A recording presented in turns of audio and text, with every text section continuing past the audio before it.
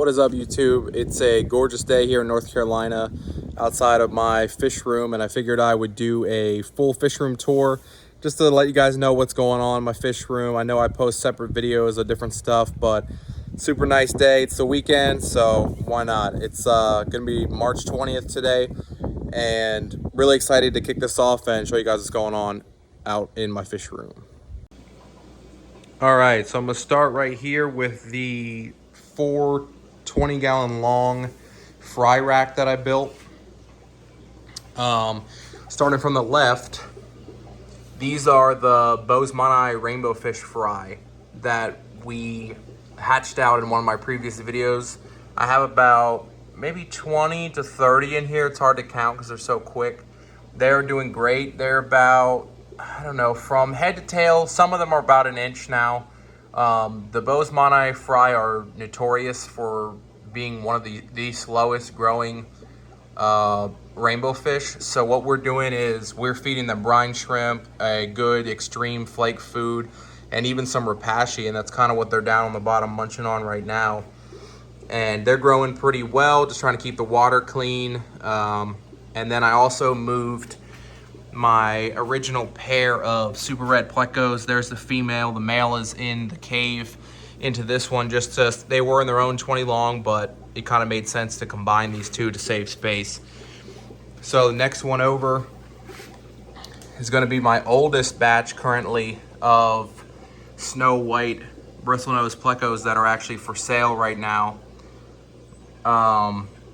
And this was the first spawn that I got. I made a video about these when they had just hatched, and I have maybe 10 or 15 left from the first spawn. I've sold probably 15 to 20. And then the next tank over is the second spawn, and I haven't sold any of these yet. There's probably 30 to 40 in this tank. See, they're pretty good at hiding, even though there's not much stuff in the tank. Got our giant mystery snail here. It's hanging out in there. So all together right now I have probably 50 or 60 1-inch to 1.5-inch snow white plecos. In this tank, I just moved them out of a 10-gallon to grow out is my most recent spawn of super red bristlenose plecos, and there's probably 30 or 40 in here as well. I actually just moved them today, just recently.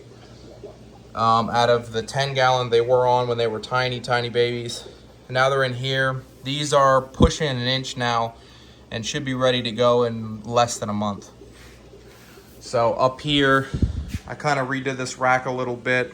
I gave myself a little shelf here for the foods that I'm feeding. Just kind of get an idea of what I'm feeding. I have a whole video on it, but the New Life Spectrum, I feed that to some of the fish and some of the plecos. Flu ball bug bites is a great food. This is probably my favorite food for fish, not plecos. For like swimming fish, the Extreme Community Crave. I actually like the pellets better for, because it doesn't foul the water up, but the flake is better for young fish. That's what I feed the Bozeman. I have Vibra Bites, Bug Bites, Pleco formula. Sometimes I'll feed the plecos that as like a treat. This food I'm not too big on, but I bought it, so I'm going to use it, the Sarah Color Flake. This stuff I feed the guppies. I saw it online, really highly rated. They like it, so, you know, you got to have the test kit. Most important thing you can have, in my opinion. I got the methylene blue for when we hatch out the Cory eggs, and then a giant thing of prime. And then the flashlight is for checking caves, pleco caves. So over here we have an empty 10-gallon, which will be the first grow out for the next snow white pleco batch that I have that are in the cave right now. And then next to them we have the beautiful Gardner Eye killifish. That's the female right there, but let's see if I can get the male out. Not sure where he's at. He's in there, I just saw him. Oh, he's hiding in the back. I made a video about them as well, and they're really cool. I've seen spawning behavior, but I have not seen any eggs yet, so they might just be too young. All right, now we're looking at the back wall of my fish room. So there's the 20-gallon rack, there's the 10 gallons. We'll get to the 75, and then we're at the back wall. So starting from left to right, they're all 40 breeders. So this one is my adult snow white breeding pairs, just tank that they hang out and live in. There's actually only 3 in here right now because I have a dad that's sitting on eggs pulled in a breeder box. So there's the one male that's in here. I do have a couple babies in here that I'm letting just kind of hang out. They kind of got out of the cave. There's one right there. So I might just end up growing them out in here. Not seeing the females. Oh, I think they're in the back there. But they're beautiful fish. Oh, here's one right here under the wood.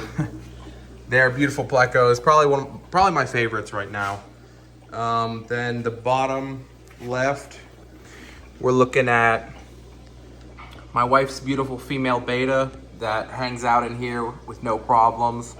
We have the Santa Maria Endlers, which the females don't look like much, but the males are very pretty. But these are young juvenile males. They have orange bellies and purple on the top and the forked tail. They're really pretty fish.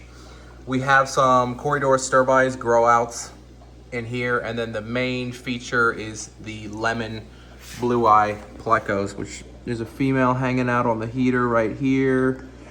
We got a male down here chewing on the wood. They are beautiful fish, and we did get our first spawn of them as well, and my wife just went ahead and put all the babies in the tank. Here's one right here hanging out in one of the caves. So we were excited to get the first spawn. There's one of those juvenile Santa Maria males. Really pretty fish when they color up.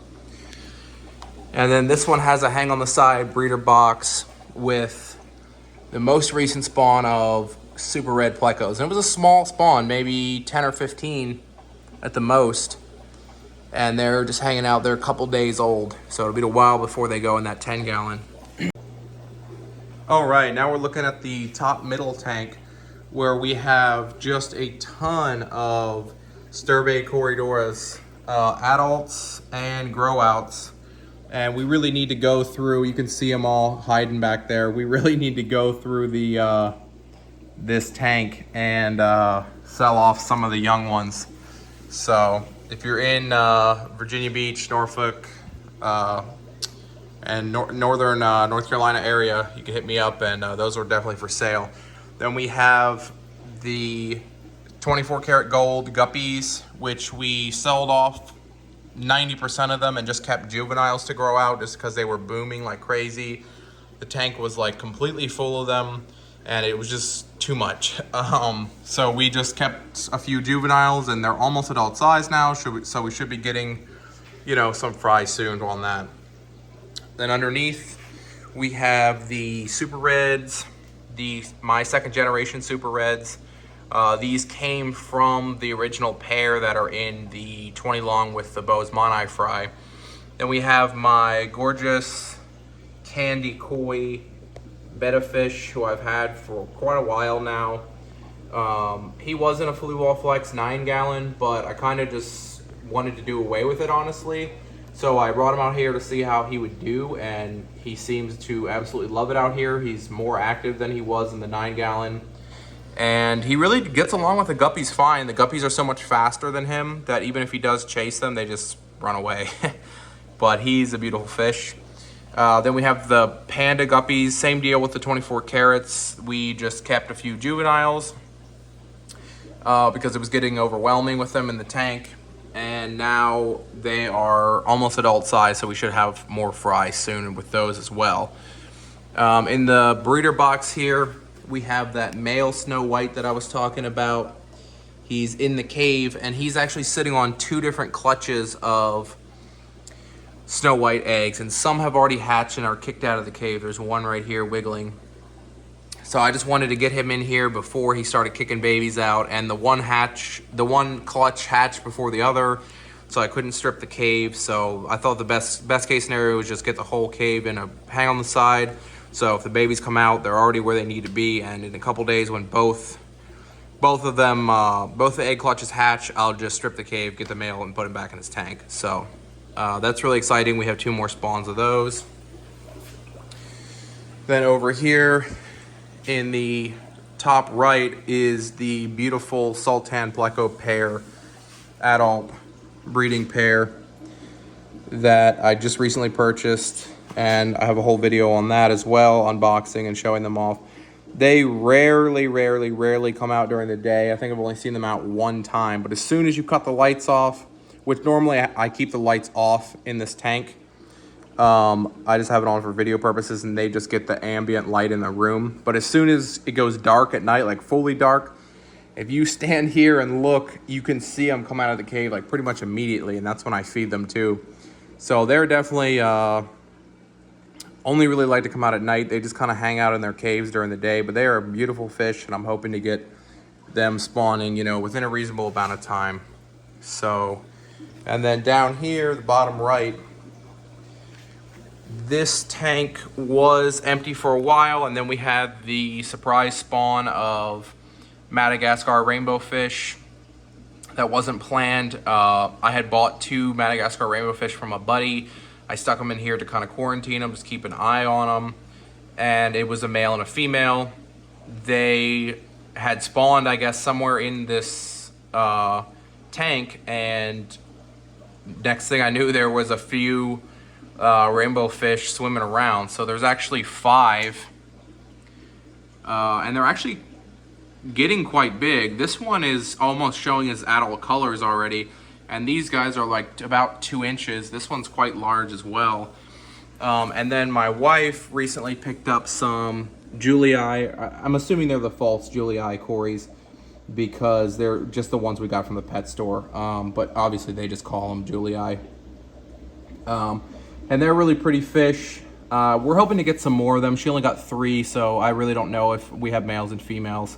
So I usually, the way I do it is I usually don't try and sex the fish. I usually just get enough to where you have a mix and you don't have to worry about it. So they only had 3, we bought them, and we'll probably pick up a few more. So that's this tank. This is actually both of our favorite tank as far as the way it looks. I really like that natural looking stone.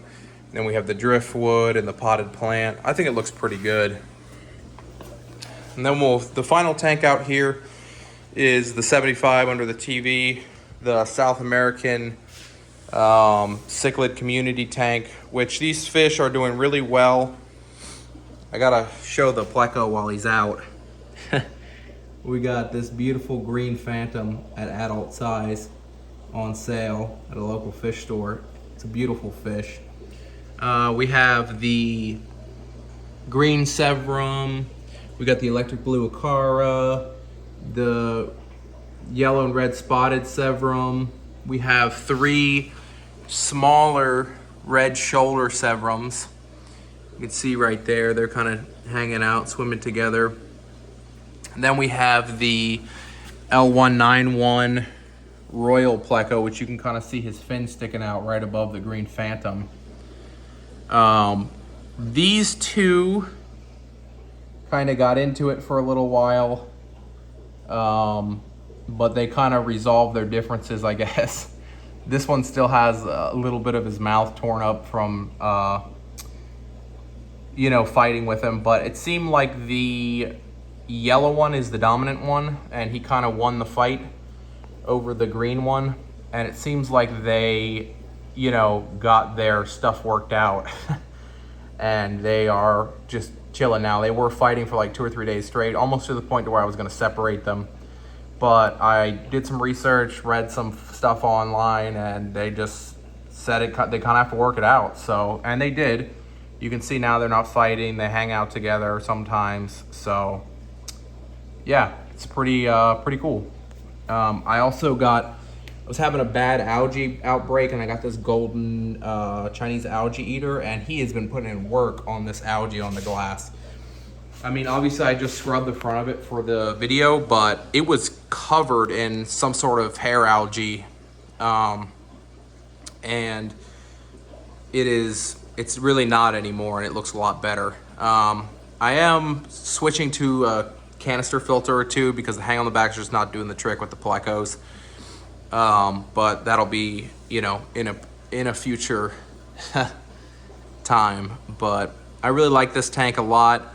I like the way it turned out, and you know, it's definitely one of my favorite tanks. So that's gonna do it for today's fish room update. Really happy you guys stuck around to the end and check this one out, and I'll talk to you guys soon.